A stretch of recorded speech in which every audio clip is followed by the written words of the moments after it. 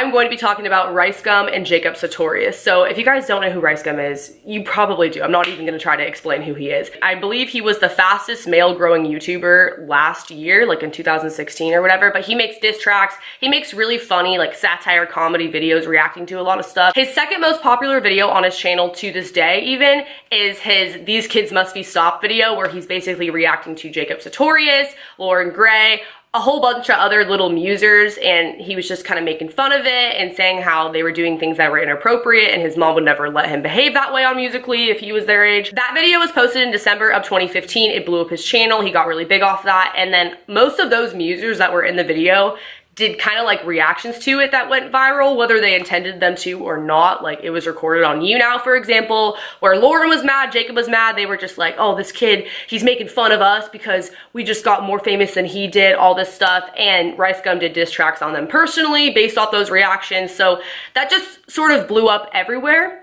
And I believe that Jacob and Lauren, all those musers, did get a lot of hate because of that video, because it brought light to the fact that they were singing inappropriate lyrics and all this stuff that maybe people would have brushed over before. That's actually personally how I found all of their social medias. I'm not really in that age range, and I've never had a Musical.ly, so I didn't know who they were before that. Regardless, I do think they got a ton of hate because that video went so viral, and he was like basically just hating on them and making fun of them and saying they were too young to be acting that way. So this is where I guess you could say the conspiracy comes into play. 6 months after that video went viral in December, when it was aired, Jacob came out with a music video called Freaky Friday that RiceGum was in. Most people were like, why is RiceGum in this video after he literally roasted you so hard 6 months ago? Conspiracy theorists and a bunch of people in the comment section on that video believe that Jacob actually paid RiceGum to be in the video so he would stop getting so much hate. And Jacob Sartorius fans, do not come for me. This is not me saying that's the case. This is not me saying that's bad. This is me saying if that's true, that's actually how it works. That's business. Before I did YouTube, I was talking to one of my really good friends who's really good friends with like a really, really big YouTuber, and she was telling me that when that YouTuber collabs with smaller YouTubers, the smaller YouTubers will pay that bigger YouTuber.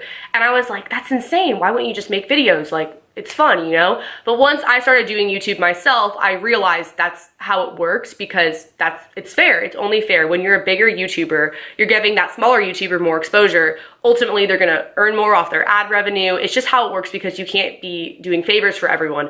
Obviously, Jacob wasn't a small YouTuber by any means, but RiceGum had surpassed 2 million subscribers, and if you look on Jacob's social blade, he still had less than 1 million, so that is kind of a pretty big gap, especially because RiceGum gets a ton of views on everything that he does post. It's usually proper etiquette when you're collabing with someone that you do have a similar amount of followers, or there is monetary exchange going on. Unless you're like really good friends, then it's just friendship, you know? Then it doesn't really matter so much about the followers. But as you can tell, they weren't really friends. They're not even remotely the same age. I just sort of do think that it was like a business deal, and it would be in Jacob's best interest, because when that video was posted with RiceGum, if you look in the comment section, everyone's commenting, oh, came here for RiceGum, oh, Jacob, you're not that bad, you're friends with RiceGum, like, you're cool now. So I think the hate diminished a little bit because he was friends with the guy who roasted him. When you do a music video, I can't speak for personal experience because I'm not a singer, I've never been in a music video or anything, but you usually are paying the people in it anyways, whether it's girls in bikinis, it's the videographer, etc. So